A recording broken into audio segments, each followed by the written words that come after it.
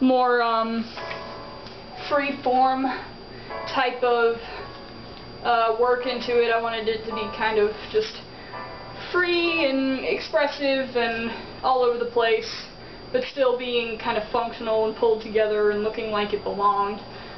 Whereas with the, I'm going to move this so I can put it down on here so you can see what I'm actually discussing. That might help.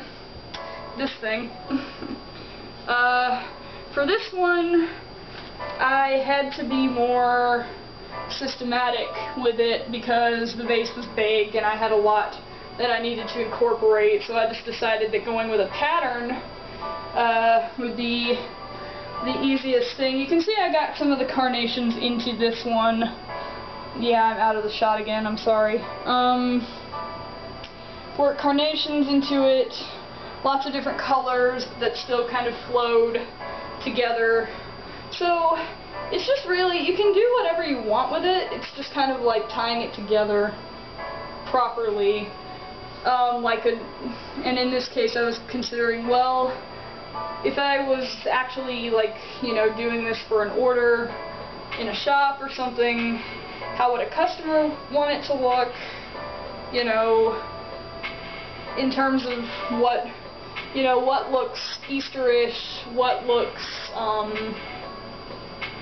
you know, what a normal person would think of if you said, you know, what comes to mind when you think of an Easter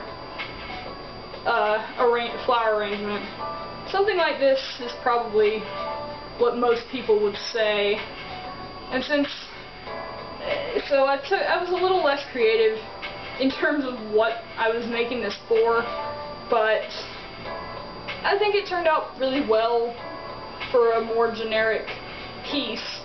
But the other one I was glad I got to be extremely creative with. Let me put that on this desk of mine so I can actually discuss it properly. I went with a more unique base. It's very stylistic. It's green and brown and ceramic, but it flows into the green above it, with the leaves and the thorns and all of that, and the yellows kind of give it a more dead look to it. But you can see it's more just whatever it wants to do with the onion grass, which is these little thin white stems here, and the hanging amaranth. I don't know why I'm using flower names because I'm pretty sure nobody knows what those are that would be watching this. Although, posting this on YouTube, I'm sure somebody else knows what I'm talking about, so there you go.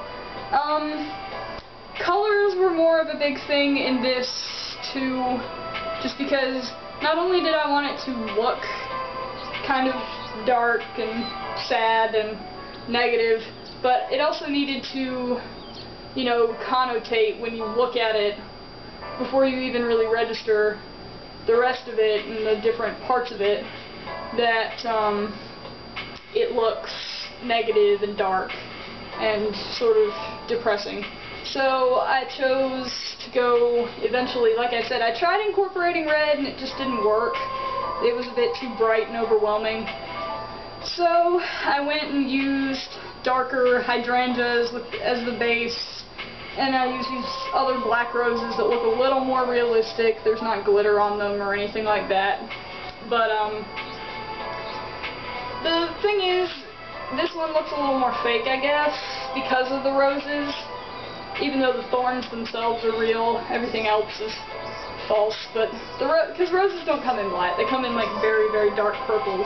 But I figured, you know, for this project, and I could take some artistic license with it, and do what, you know, whatever I wanted to. But other than what I've said so far, there really was nothing else to putting these arrangements together and just trying to create something in the way that a florist, or a floral designer rather, would go about it, and considering the artistic elements that go with it.